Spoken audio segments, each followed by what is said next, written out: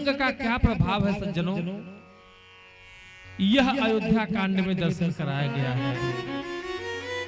कुसंग वह है जो बनी बनाई स्थिति को बिगड़ते देर नहीं लगा। जिस राम को राजा बनना था, छत्र धारण करना था सुबह, वही राजा सुबह बनते बनते राम जी वनवासी बन गए, भिखारी बन गए।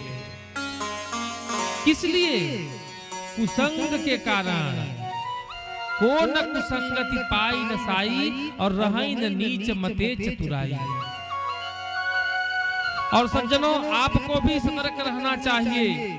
सत्संग जीवन में आए तो बड़े भाग पाई सत्संगा, लेकिन कुसंगत मिल जाए तो ठाकुर जी से प्रार्थना करना, और रही न नीच मते चतुराई, चतुराई से रहना। और हम लोगों की ड्यूटी है कि आपको कुसंग से निकाल कर सत्संग में लगावें, कुमार्ग से निकाल कर सन्मार्ग में लगावें, भगवत चरण की तरफ आप लोगों को बढ़ावें, भगवत शरण की तरफ आप लोगों को बढ़ावें। यह ड्यूटी है। गोस्वामी तुलसीदास जी महाराज से किसी भक्त ने पूछ दिया कि बाबा, आप चौकी पर बैठ के कथा सुनाते हो और हम लोगों को जमीन पर बैठा के कथा श्रवण करने का मौका मिलता है, तो आप तो बहुत अच्छे हैं, चौकी पर बैठे हैं। गोस्वामी जी ने कहा कि अच्छे तो भैया आप हैं। कहे क्यों? कहे आप, हम चौकी पर बैठे हैं तो हम चौकीदार हैं, और आप लोग जमीन पर हो तो जमींदार हो। और सज्जनों, सच्चाई यह है कि चौकी पर बैठे व्यक्ति और जमीन पर बैठे व्यक्ति, तराजू पर एक तरफ चौकी वाले को कर दिया जाए, एक तरफ जमीन वाले को किया जाए, तो भारी कौन पड़ेगा? जमीन वाले पड़ेंगे, तो जमींदार भारी पड़ेंगे। लेकिन सज्जनों, चौकीदारी करना आसान नहीं है। अब आप कहेंगे चौकीदारी क्या कर रहे हैं तुलसीदास जी महाराज? रामचरितमानस के बाल कांड में चौपाई है कि जे गावहि यह चरित संहारे, तेई ताल चतुर रखवाले। जो राम जी के चरित्र को संभाल कर गाएंगे, वह इस ताल के, इस सरोवर के चतुर रखवाले कहलाएंगे। ये कथा वक्ताओं के लिए है, लेकिन एक शब्द आप लोगों के लिए भी कहा गया। क्या कहे? सदा सुनहि सादर नर नारी। जो सादर, आदर पूर्वक भगवान की कथा सुनते हैं, उनका अधिकार क्या है? तेहि सुरबर मानस अधिकारी। तो रामचरितमानस यह प्रमाण है कि साहब अधिकारी तो आप हैं, रखवाले हम लोग हैं। रक्षा करने वाले की ड्यूटी बनती है कि पहरेदारी करे। अब कहेंगे पहरेदारी किस चीज की हो रही है? सज्जनों, हमारे परिवार में दिनों दिन प्रेम खत्म होता जा रहा है। इसका एहसास आपको होना चाहिए, और इसमें कहीं न कहीं कलयुग की प्रधानता है। क्योंकि सतयुग में अगर हम दर्शन करेंगे तो सतयुग में भी भगवान मिला करते थे। कैसे?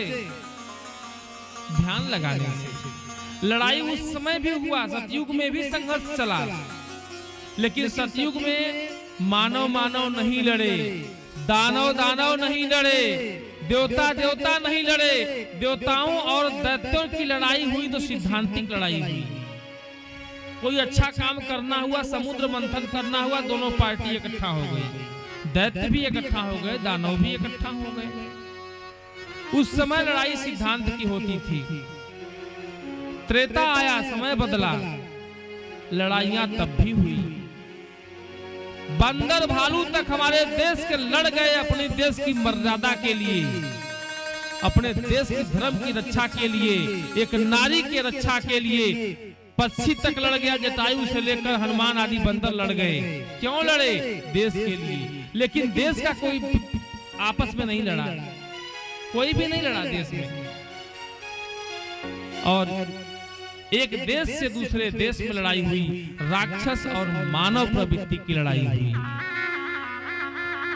और समय बदला, लेकिन समय बड़ा भयावह आ गया। क्या? द्वापर का। द्वापर में भी लड़ाई हुई सज्जनों, लेकिन यह लड़ाई बड़ी ही कष्टदायक हुई। क्या? कहे लड़े तो, लेकिन 5 भाई नहीं लड़े, 100 भाई नहीं लड़े, सब एक तरफ लड़े, 5 एक तरफ लड़े। जो समाज के ऊपर, देश के ऊपर की लड़ाई थी वह परिवार के अंदर आ गई। ये द्वापर की महत्ता है। लड़ गए, भगवान कन्हैया के भी वंशज लड़के मरे, आपस में लड़के मरे, किसी ने मारा नहीं। भीष्म पितामह को मारने वाला अपने से मरे, जितने भी योद्धा थे, द्रोणाचार्य थे, अपने से मरे। लड़ाइयां हुई, परिवार के अंदर आ गई। लेकिन कलयुग चल रहा है सज्जनों, कलयुग में यह लड़ाई और नजदीक आ गई। कहां? कहे पति पत्नी परिवार में रह रहे हैं, बाप बेटे से लड़ाई शुरू हो गई, सास बहू से लड़ाई शुरू हो गई, भाई भाई की लड़ाई शुरू हो गई। और अब तो बहुत ज्यादा अंतर आ गया। क्या सुनने में आता है कि 30 साल का लड़का जो है आत्महत्या कर लिया, 35 साल की कोई बच्ची आत्महत्या कर ली। क्यों हो रहा है? समय आ गया, आदमी अपने में लड़ रहा है। अब तो पत्नी से भी लड़ाई का माहौल दूर हो गया, भाई से भी लड़ाई का माहौल दूर हो गया। अब हर युवा, हर समाज का व्यक्ति ऐसा आएगा कि अपने अंदर ही लड़ेगा, अपने ही अंदर लड़के मरेगा। वह समय आ गया है। बचेगा कैसे? बचने का उपाय क्या है? कि जो भगवत शरण में रहेगा वही बचेगा। चोर कौन घूम रहे हैं? ये काम, क्रोध, लोभ, मोह रूपी रावण हमारे आपके घर की शांति को चुरा ले गए हैं। रावण क्या है? अहंकार है, क्रोध है, लोभ है, मोह है, मद है। यही तो है जो घूम रहे हैं आपके आसपास। अच्छा, अब चौकीदार क्या करते हैं? कहते हैं सज्जनों, चौकीदार की ड्यूटी होती है कि गली गली में, चौराहे चौराहे पर जा करके जगाए, कहे जागते रहो, जागते रहो, जागते रहो। चौकीदार के शब्द सुन करके जो व्यक्ति जाग जाता है उसके घर चोरी नहीं होती। चौकीदार के उस जागरण के शब्द को सुन करके जो जग गया उसके घर चोरी नहीं होती। और सज्जनों, जो सो जाता है चोर उसी के घर में पहुंचते हैं, सारे घर को खंगाल देते हैं। जब सुबह मोह की निद्रा से जगता है तो देखता है घर लुट गया है, बर्बाद हो गया है। काम ने, क्रोध ने, मोह ने, मद ने घर के सारे सदस्यों को कपड़े की भांति फेंक करके इधर उधर तितर बितर कर दिए हैं। तब उस समाज को जोड़ना मुश्किल होता है, उस परिवार को जोड़ना मुश्किल होता है। लोग जाते हैं, गुहार लगाते हैं संतों के दरबार में, बाबा मैं तो लुट गया, मैं तो बर्बाद हो गया, मैं तो बर्बाद हो गया।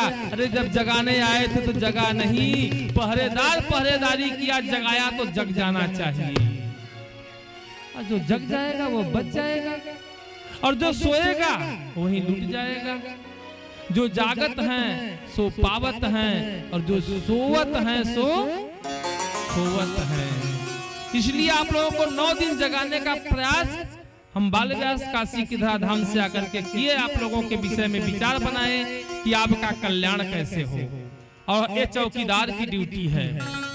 सज्जनों, गांव का कोई आवारा कुत्ता भी होता है, अगर रोटी का टुकड़ा आप डालते हो तो वह सोचता है कि मैंने अन्न पाया है इस गांव का, कल्याण होना चाहिए इस व्यक्ति का।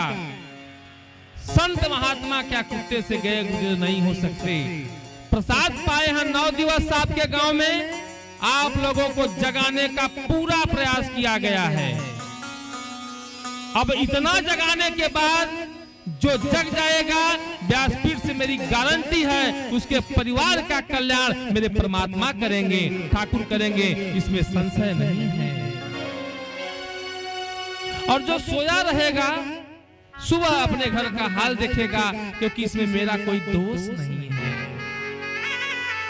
राजस्थान में बहुत प्यारा जागरण करते हुए भक्त लोग गाते हैं कि जब से जगो रे भाई तब से सवेरा है, जब से जगो रे भाई तब से सवेरा है, जब से जगो रे भाई तब से सवेरा है।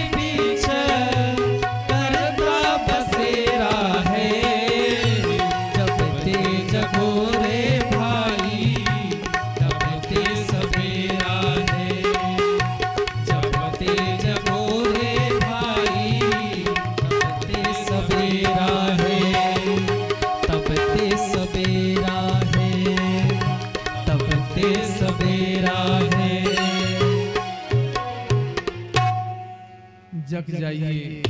जगाने का प्रयास संत लोग करते हैं। और अब मैं व्यास जी को गद्दी दूंगा, क्योंकि आप गादी को संभालते हुए आप भक्तों को कुछ श्रवण कराएं। सज्जनों, ज्यादा बात न करते हुए एक ही शब्द मैं कहूंगा, डायरी में नोट कर लीजिएगा। अगर भरत जी होते अयोध्या में तो कितना हूं मंथरा सिर पटक लेती, लेकिन राम का वनवास नहीं होता। कब हुआ? जब संत चला गया, संत दूर चला गया, पहरेदार दूर चला गया, सारी घटनाएं घट गई। व्यास जी अब कथा प्रसंग में प्रवेश करें। प्रेम से बोलिए भक्तवत्सल भगवान की।